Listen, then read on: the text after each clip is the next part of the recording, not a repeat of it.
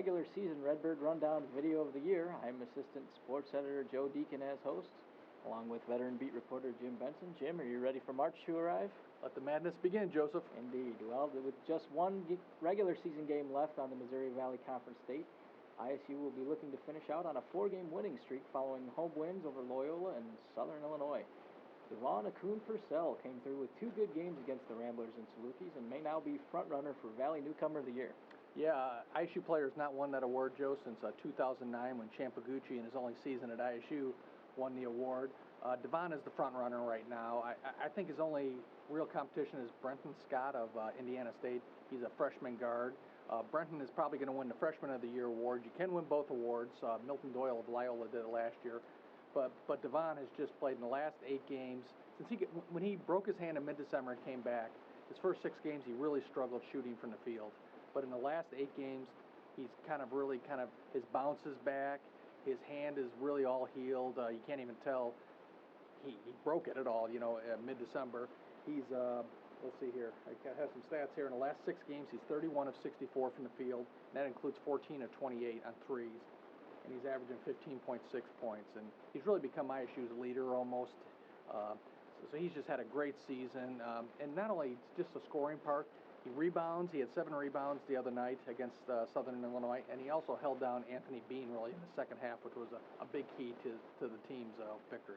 Yeah, and you kind of mentioned, he showed the flashes of this before the injury, too. So this is not really coming out of nowhere in any way. And 24 points against Southern. He's, like you said, he's really emerged, and he's deserving this award. He was ISU's leading scorer before he got hurt. Mm-hmm. So you could just tell early in the season he's kind of a special type of player. And next year he will be an All-Valley first-team preseason pick next year. There's no doubt in my mind. And well-deserved. Yes. So what else impressed you about ISU's ability to defend their own court in these last couple of games against Loyola and Southern Illinois? Do you think they've snapped out of this funk they were in right before this streak? I'm not sure if they've totally snapped out of it. They haven't played a complete game since the February 4th game against Evansville at Redbird Arena, a complete 40-minute game. Mm-hmm. That one they just led from start to finish. They never let up on the gas pedal really till just 5 minutes left, but they won 77-51. They've had some good halves here or there, but they haven't had a complete game effort. But the second half against Southern Illinois on Wednesday, they played great in the second half. It was tied at 36, and they won by 19. Or 17. They played a great second half, and they need that kind of going forward. Yeah, and so with now 1 game left Saturday, and it is Evansville again, this could be the first of 2 straight against the Aces if they're paired off as the number 4 and 5 seeds in the Arch Madness opener. There's still an outside chance that ISU could climb up to the number 3 seed, though. Yeah, here's a scenario. ISU, to get to the number 3 seed, they need to beat Evansville, and Indiana State has to lose at Bradley. Now, everybody will kind of laugh and say, well, Bradley's not going to beat Indiana State. Bradley could beat Indiana State on senior day at Bradley. It's not out of the total realm of possibility, but ISU definitely has to win at Evansville. If ISU loses, they will be in the 4-5 game. So if they would get in if they get the 3 seed, they would play Loyola on Friday night in St. Louis, 8:30. Otherwise, they would be in the 4-5 game against Evansville. And no matter what, it would be Evansville in the 4 and 5 game. And so with 2 in a row against potentially Evansville, now do you have to kind of hold some things back a little? You still have to try and win the game to possibly get that 3rd seed, but you don't want to show too much when you play them the second time in a row. I remember the same scenario happened 2 years ago. Illinois State played at Northern Iowa in the last game of the season and lost.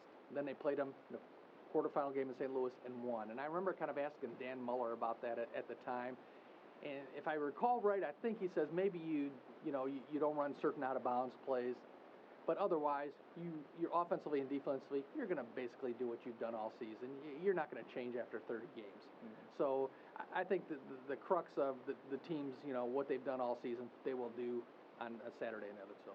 Yeah, and so then it'll be off to St. Louis. And what would you think the ISU's chances are in St. Louis and possibly beyond? I suppose they're probably going to need to win the Valley tournament if they want to end that streak dating back to 1998 of an NCAA bid.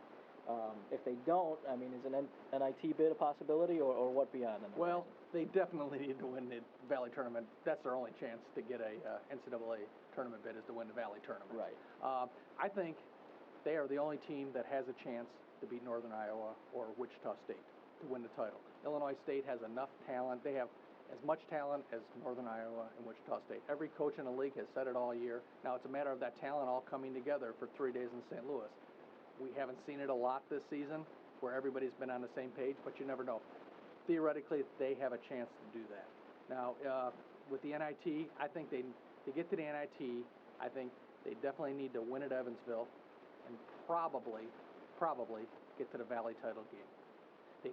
They would definitely need to win at least one game in St. Louis to be in a chance for an NIT bid, but they definitely would need to win at Evansville. I mean, the Valley's going to have 2 teams in the NCAA tournament for sure, and the NIT always likes having a Valley team. Valley has a lot of history in the NIT. But if Illinois State doesn't make the NIT, they will not take Indiana State. Their overall record is not very good. Possibly they could take Evansville. So, Friday or Saturday's game, Evansville, Illinois State, could possibly be for an NIT bid, really. And besides that, I'm not sure what they're thinking as far as the CBI or the CIT. They declined 2 years ago. Mm-hmm. They didn't want to play either one. Last year they took it. Dan Muller's reasoning was we're going to have all these guys back the next season. Let's kind of get a jump start on the next season. Right. I'm not sure if they would do that this year. They got 3 seniors. They're definitely not coming back. I don't know if you want to be known as a CBI program. Right. You know what I'm saying? I mean, Illinois State aspires to much higher than that. So I would say if they don't go to the NIT or NCAA tournament, I would say it's a 50-50 at this point what they would do. Yeah, and I'm sure that's probably not even in their minds right now because No. they want to focus on keeping winning and possibly getting to the big game. That's why I haven't even asked the question yet, because you don't want to be thinking along those lines. Exactly. Well, that's going to wrap it up for this show. As always, Jim will be hosting a pregame chat here on Panagraph.com before the tip-off for about a half hour. You can get his in-game updates on Twitter at PG_Benson. And also be sure to read Jim's reports on every game and daily editions of the Panagraph and right here on Panagraph.com. We'll be back on Wednesday with our final show of the season as we take a look at the Arch Madness and the trip to St. Louis, and that'll wrap it up. Thanks for watching.